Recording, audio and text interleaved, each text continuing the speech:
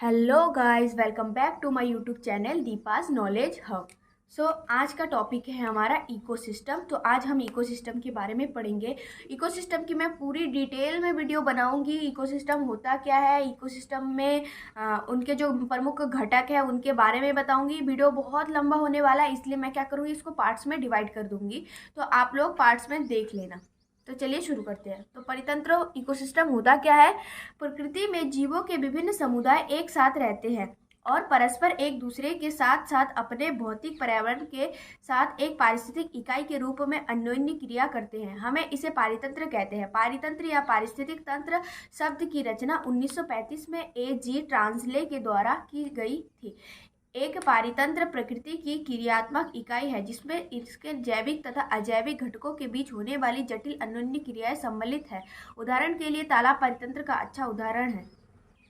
तो ये जो हमने पढ़ा, इसका मतलब क्या है, पारितंत्र होता क्या है, हमारे आसपास हमारे पर्यावरण में जो घटक है, जैविक तथा अजैविक घटक के जो परस्पर मेल है उसको हम क्या बोलते हैं, पारितंत्र कहते हैं। प्रकृति में जितने जीव समुदाय है तथा हवा, पानी, मिट्टी, पेड़ पौधे, मनुष्य, जीव जंतु, ये सब मिलके क्या बनाते हैं, एक सिस्टम बनाते हैं जिसको हम क्या बोलते हैं, इकोसिस्टम या पारितंत्र बोलते हैं। उसके बाद देखिए आगे क्या है। पारितंत्र पारितंत्र के घटकों को दो समूहों में बांटा गया है। एक है अजैविक कारक और एक है जैविक कारक।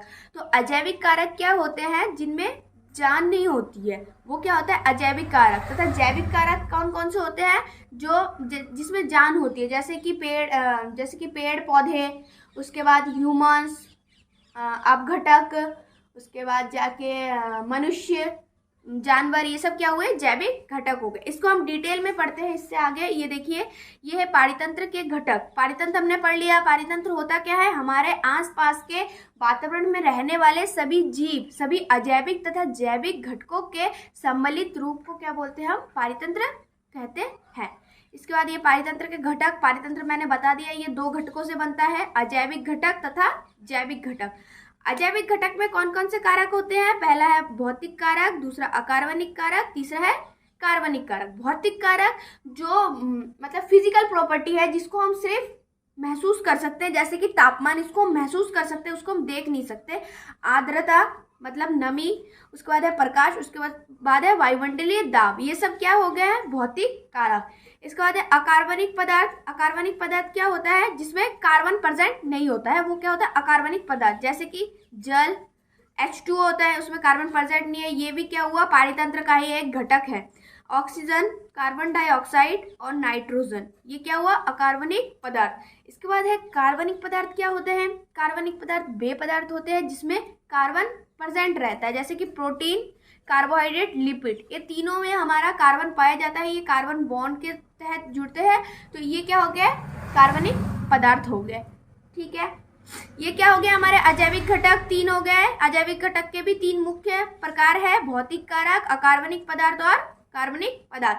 ये था हमारा अजैविक घटक। इसके बाद है हमारा जैविक घटक। जैविक घटक कितने प्रकार का होता है, जो हमारा जैविक घटक है वो भी तीन पार्ट्स में डिवाइड है। एक है उत्पाद, उत्पाद जो हरे पेड़ पौधे, उपभोक्ता यानी जंतु, और अपघटक सूक्ष्म जीव। अब ये उत्पाद, उपभोक्ता और अपघटक ये क्या होते हैं, इसको हम डिटेल में पढ़ते हैं। पहला है उत्पाद, प्रोड्यूसर। उत्पाद मतलब जो किसी चीज को उत्पन्न करता है, जो स्वयं उत्पाद होता है। जैसे हरे पौधे प्रकाश संश्लेषण के द्वारा पूरे परितंत्र के लिए भोजन का निर्माण करते हैं। हमारे पौधे स्वपोषी कहलाते हैं, क्योंकि यहाँ इस प्रक्रम के लिए मिट्टी से जल एवं पोषक तत्व, वायु से कार्बन डाइऑक्साइड प्राप्त करते हैं तथा सूर्य और सौर ऊर्जा अवशोषित करते हैं। जो उत्पादक क्या होता है, उत्पादक पूरे ब्रह्मांड में जो उत्पादक है वो क्या है, सिर्फ हरे पेड़ पौधे हैं, क्योंकि वो अपना भोजन स्वयं बनाते हैं, वो किसी दूसरे पे डिपेंड नहीं रहते हैं। जैसे हम लोग मनुष्य हो गए, हम क्या करते हैं, हम उपभोक्ता में आते हैं, हम क्या करते हैं, जो उत्पादक है उसको लेते हैं, हम पे जैसे मांस खा लेते हैं, या फिर जो साग सब्जी सब्जी ये सब खा लेते हैं, तो हम क्या कर रहे हैं, किसी चीज को उपभोग कर रहे हैं, तो हम क्या हो गए, उपभोक्ता। लेकिन जो उत्पादक होता है वो क्या होता है, वो सेल्फ डिपेंडेंट होता है, वो किसी पे डिपेंड नहीं होता है, वो अपना भोजन स्वयं बनाएगा और ना ही किसी दूसरे जीव को या दूसरे पेड़ पौधे को खाएगा। तो उत्पाद क्या होगा, जो स्वयं अपना भोजन बनाएगा, जो खुद तैयार होगा, उसको क्या बोलते हैं, उत्पादक। इसके बाद पढ़ लेते, इसके बाद है उपभोक्ता, कंज्यूमर। ये मैंने आपको थोड़ा पहले बता दिया इससे पहले वाले टॉपिक में। यहाँ विषमपोषी कहलाते हैं और स्वपोषियों द्वारा संश्लेषित किए गए भोजन को खाते हैं। भोजन की पसंद के आधार पर इन्हें 3 वर्गों में रखा जा सकता है। शाकाहारी सीधे ही पौधे को लेते हैं, और एक है मांसाहारी, और एक है सर्वाहारी। तो ये उपभोक्ता, कंज्यूमर क्या होता है, जो किसी दूसरे पे डिपेंड रहता है, किसी दूसरे से अपना भोजन प्राप्त करता है, उसको क्या बोलते हैं, उपभोक्ता। जैसे उपभोक्ता मतलब उपभोग करना, किसी दूसरे की चीज को हम उपभोग करते हैं तो हम क्या हुए, उपभोक्ता। ये कंज्यूमर भी 3 टाइप के होते हैं। पहला है शाकाहारी, जो सिर्फ पेड़ पौधे को खाते हैं, जैसे गाय हो गया, हिरन हो गया, खरगोश हो गया, ये क्या हो गया, शाकाहारी कंज्यूमर हो गया।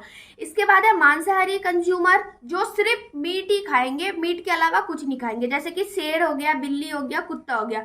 इसके बाद क्या है, इसके बाद है सर्वाहारी। सर्वाहारी क्या होते हैं, जो जीवों पेड़ पौधों को भी खाते हैं और जीवों को भी खाते हैं, तो वो क्या हो गया, सर्वाहारी, जैसे कि मानव, सुअर और गौरैया। चलिए इसके आगे बढ़ते हैं। थर्ड है हमारा अपघटक या डीकम्पोजर।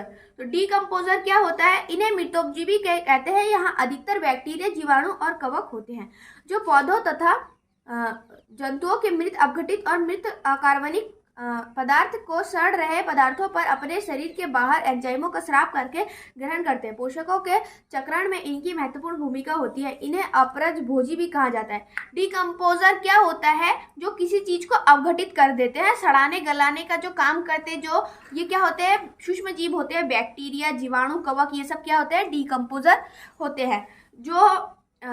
जो हमने वो पढ़ा, हमने उत्पादक और कंज्यूमर पढ़ा, उन दोनों जब मृत हो जाते हैं तो उनको सड़ाने गलाने में कौन काम करते हैं, अपघटक काम करते हैं। तो ये थर्ड वाला क्या है, बहुत इंपॉर्टेंट है, इनकी भूमिका। अगर ये नहीं होंगे तो क्या होगा, कोई भी चीज सड़ेगा गलेगा नहीं।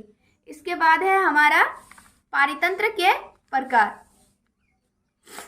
पारितंत्र का वर्गीकरण निम्न प्रकार से किया जाता है। पहला है प्राकृतिक पारितंत्र, दूसरा है मानव निर्मित पारितंत्र।